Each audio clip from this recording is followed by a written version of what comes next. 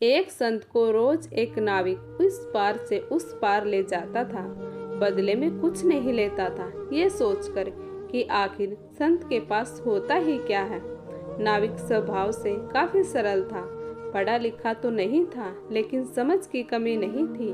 साधु रास्ते में ज्ञान की बात कहते हुए उसे कभी भगवान की सर्वव्यापकता बताते, तो कभी अर्थ सहित श्रीमद् भगवत गीता के श्लोक सुनाते। नाविक मछुआरा बड़े ध्यान से सारी बात सुनता और बाबा की बात हृदय में बिठा लेता। एक दिन साधु नाविक को अपनी कुटिया में ले गए और बोले, बस मैं पहले एक व्यापारी था, धन तो कमाया, लेकिन अपने परिवार को आपदा से नहीं बचा पाया। अब तक मैंने ये धन अपने पास संभाल कर रखा था, लेकिन अब ये धन मुझे मेरे काम का नहीं लगता, क्योंकि मेरे पास अपना कोई नहीं रहा। तुम इसे ले लो, तुम्हारा जीवन संवर जाएगा, तेरे परिवार का भला हो जाएगा। नाविक बोला, नहीं बाबा जी, मैं धन नहीं ले सकता। मुफ्त का धन घर में जाते ही आचरण बिगाड़ देगा, फिर कोई मेहनत नहीं करेगा, आलसी जीवन लोभ लालच और पाप बढ़ाएगा। आप ही ने मुझे ईश्वर के बारे में बताया है।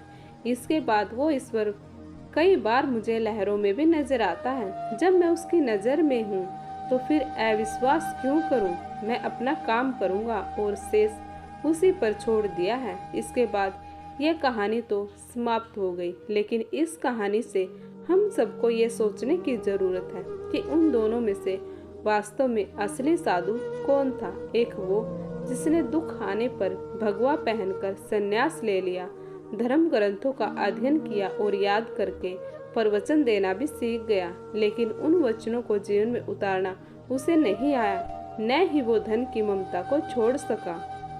वही एक वो निर्धन नाविक जिसको ये भी नहीं पता कि सुबह के खाने के बाद शाम की रोटी वो जुटा भी पाएगा या नहीं, फिर भी पराये धन के प्रति उसमें लालच का भाव नहीं जागा। उसे संसार में लिप्त रहकर भी निर्लिप्त रहना आ गया। उसने भगवा नहीं पहना, संन्यास नहीं लिया, लेकिन उसका ईश्वरीय सत्ता में विश्वास अडिग हो गया।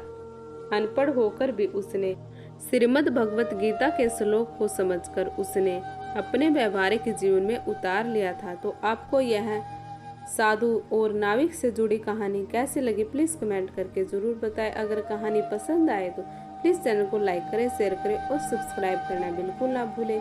बेल आइकन को ज़रूर प्रेस कर लें और वीडियो को अंत तक देखने के लिए आप सभी का बहुत बहुत धन्यवाद।